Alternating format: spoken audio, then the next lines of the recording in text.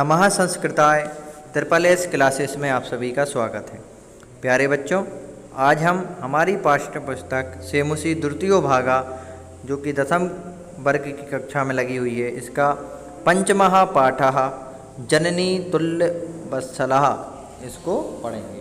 इसका मतलब होता है कि माता समान रूप से प्यार करने वाली होती है, जननी तुल्य वत्सला। अब इस पाठ में बताया गया है कि प्रस्तोयम पाठम महर्षि वेद व्यास विरचितस्य ऐतिहासिक ग्रंथस्य महाभारतांतर्गतस्य वन पर्व इत्यतः गृहीतः। प्रस्तुत पाठ महर्षि वेद व्यास द्वारा विरचित ऐतिहासिक ग्रंथ महाभारत के वन पर्व से लिया गया है। इसके आगे इयं कथा सर्वेषु प्राणिषु समदृष्टि भावनां प्रबोधयति। यह कथा सभी प्राणियों में समदृष्टि एक दृष्टि की भावना को जगाती है। फिर अस्याः अभीप्सितः अर्थो अस्ति यत् समाजे विद्यमानः दुर्बलान् प्राणिनान् प्रत्यपि मातुः वात्सल्यं प्रकरणैरेव भवति। अर्थात कि समाज में विद्यमान दुर्बल प्राणियों के प्रति भी माता का प्रेम अधिक ही होता है। इसमें पहले में बताया गया है, पहलापन देख लेते हैं। इसमें बताया है कि कश्चित् कृषकः बलिबदाभ्यां क्षेत्रकर्षणं कुर्वन् नासीत्। अर्थात कश्चित् कृषकः बलिबदाभ्यां क्षेत्रकर्षणं कुर्वन् आसीत्। तयोः बलिबदर्योः एकः शरीरेण दुर्बलः जवेन गन्तुं शक्तश्चासीत्। अतः कृषकः तं दुर्बलं वृषभं तोदनेन नुद्यमानः अवर्तत। सः ऋषभः हलमूढवः गन्तुं शक्तः क्षेत्रे पपात। क्रुद्धः कृषिबलः कमुत्थापयितुं बहुवारं यत्नं करोत्, तथापि वृषः नोच्चितं।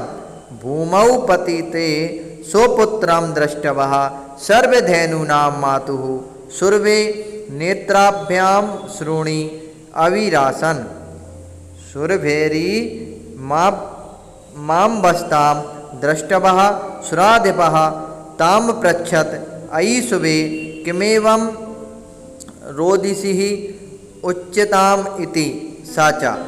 फिर एक श्लोक दिया गया है, विनिपातो नभः कश्चित् दृश्यते त्रिदासाधिपा। अहं तु पुत्रं शोचामि तेन रोदिमि कौशिक। अर्थात इसमें बताया गया है, अब चैप्टर को अपन शुरू से देख लेते हैं कि पहले दिया गया था कश्चित् कृषकः बलिबदर्भ्यां क्षेत्रकर्षणं कुर्वन् आसीत्। कोई किसान 2 बैलों से खेत को जोत रहा था, खेत की जुताई कर रहा था। उन दोनों बैलों में से एक शरीर से कमज़ोर और एक तीव्र गति में चलने में असमर्थ था, कमज़ोर और तीव्र गति में चलने में असमर्थ था। अतः किसान ने उस कमज़ोर बैल को कष्ट देते हुए हाँक रहा था। वह बैल हल उठाकर चलने में असमर्थ होकर खेत में गिर गया और क्रोधित किसान ने उसे उठाने के लिए बहुत प्रयास किया, परंतु वह बैल नहीं उठा। भूमि पर गिरे हुए अपने पुत्र को देखकर सभी गायों की माता सुरभि की दोनों आँखों में आंसू आ गए। सुरभि ने इस अवस्था को देखकर देवताओं के राजा इंद्र ने उनसे पूछा कि हे कल्याणकारी माँ, क्यों ऐसा रो रही हो, बताओ। और वह कहती हैं कि हे देवेश्वर, आप लोगों की कुछ भी अवनति नहीं दिखाई देती। हे इंद्र, मैं तो अपने पुत्र के लिए शोक कर रही हूँ, इसलिए रोती हूँ। अर्थात जब इंद्र ने सुरभि से देवलोकवासियों, मनुष्यों तथा गायों की कुशलता के विषय में पूछा तो वह कहती हैं कि मुझे देवताओं पर तो कोई संकट नहीं दिखाई दे रहा, मैं तो पृथ्वी पर अपने पुत्र के लिए रो रही हूँ। मेरा पुत्र जो है पृथ्वी पर वह बहुत परेशान है। ऐसा कह करके फिर आगे फिर बताया गया है इसी में कि ऐसा रो रही हूँ। फिर वो बोलते हैं भो वासव पुत्रस्य दैन्यम दृष्ट्वा अहम रोदामि सा दीना इति जानन्नपि कृषकः तम बहुधा प्रीडयति सा कृच्छेण भार मुदहति इतरमिव धुरम बोढुम सह न शक्नोति एतत् भवान पश्यति न इति प्रत्यवोचत। अर्थात कि फिर उन्होंने बोला कि हे इंद्र, पुत्र की दीनता को देखकर मैं रो रही हूँ, वह दुखी है। यह जानते हुए भी किसान ने उसे बहुत मारा है, बहुत पीड़ा दे रहा है, वह कठिनाई से भार ढो रहा है। दूसरों के समान वह जुए को, गाड़ी के जुए के वह भाग जिसके बैल के कंधे पर रखा जाता है उसे जुए बोलते हैं, जो बैलों के कंधे पर रखा जाता है, वह ढो रहा है, वह वजन नहीं उठा सकता। क्या यह आप देख नहीं रहे हो? ऐसा सुरभि ने कहा। तो फिर जब ऐसा सुरभि ने कहा तो उन्होंने कहा भद्रे नूनम सहस्राधिकेषु पुत्रेषु सतस्वपि तब अस्मिन्नेव एतादृशं वात्सल्यं कथम इति इंद्रेण पृष्ठः सुरभि प्रत्योवोचत। फिर उन्होंने बोला कि यद्यपि हे कल्याणकारी, निश्चय ही हजारों से भी ज़्यादा पुत्रों के होते हुए भी तुम्हारी ऐसी पुत्र पर ऐसा वात्सल्य ममता किस लिए है? इस प्रकार इंद्र के पूछे जाने पर सुरभि ने जवाब दिया। उन्होंने कहा इंद्र ने कि तुम्हारे तो हजारों पुत्र हैं, उसके बाद भी इसी पर तुम्हारी इतनी ममता क्यों झलक रही है, यह मुझे बताओ। तो फिर उन्होंने बोला कि फिर वह बोलते हैं कि यदि पुत्र सहस्त्रम में सर्वत्र समन मेव में दीनस्य तु सतः शक्रः पुत्रस्याधिकः कृपा। अर्थात कि यद्यपि मेरे 1000 पुत्र हैं, फिर भी सभी जगत के पुत्र मेरे लिए समान हैं। हे इंद्र, पुत्र के दीन होते पर भी माता की कृपा अधिक होती है। यदि पुत्र दीन हो, यदि पुत्र दुखी हो तो उस पर माता की कृपा अधिक होती है।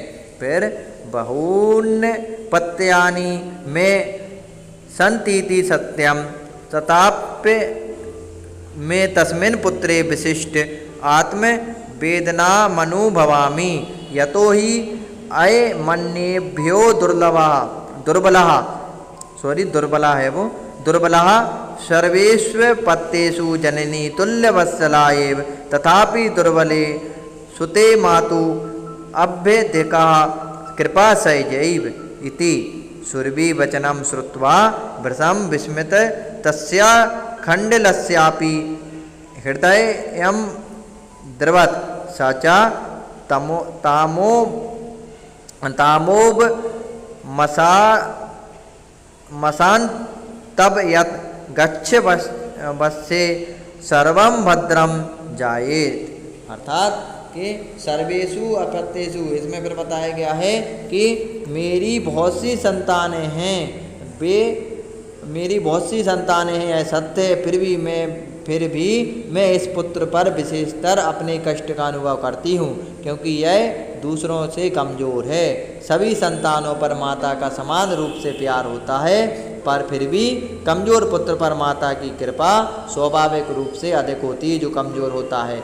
सुरभि की बातों को सुनकर बहुत अधिक आश्चर्यचकित इंद्र का हृदय द्रवित हो गया और उस इंद्र ने सुरभि को इस प्रकार सांत्वना दी कि जाओ पुत्री, सबका कल्याण होगा। ऐसा के बाद में फिर बोलते हैं कि अचिरादेव चंडवातेन मेघर वैश्य सह प्रवर्षः समजायत लोकानां पश्यताम एव सर्वत्र जलोपप्लवः संजातः कृषकः हर्षाति रेकेण कर्षणविमुखः सन वृषभौ नीत्वा गृहमागात् आपत्तेषु च सर्वेषु जननी तुल्यवत्सला पुत्रे दीने तु सा माता कृपार्ध हृदयः भवेत्। अर्थात कि शीघ्र ही प्रचंड वायु और बादलों की गर्जना के साथ वर्षा हुई। लोगों के देखते हुए ही सब मग्न हो गया, जल का भरा हो गया। किसान अत्यधिक प्रसन्नता के कारण जोतने के काम से विमुख होकर दोनों बैलों को लेकर घर आ गया। सभी संतानों के प्रति माता का समान रूप से प्यार होता है और दीन पुत्र पर तो माता की कृपा द्रविड हृदय कर देने वाली होती है, द्रविड होती है। यही चैप्टर में बताया गया है कि माता की कृपा जो है वह सभी बच्चों पर एक समान होती है, पर जो कमज़ोर पुत्र होते हैं उस पर माता की कृपा अधिक होती है। यही चैप्टर में बताया गया है। ठीक है बच्चों, चैप्टर जाना बढ़ाना हो जाए, इसकी जो एक्सरसाइज है वह मैं नेक्स्ट पार्ट में पढ़ाऊँगा। आप लोग स्वस्थ रहें। जयतु संस्कृतम, जयतु भारत।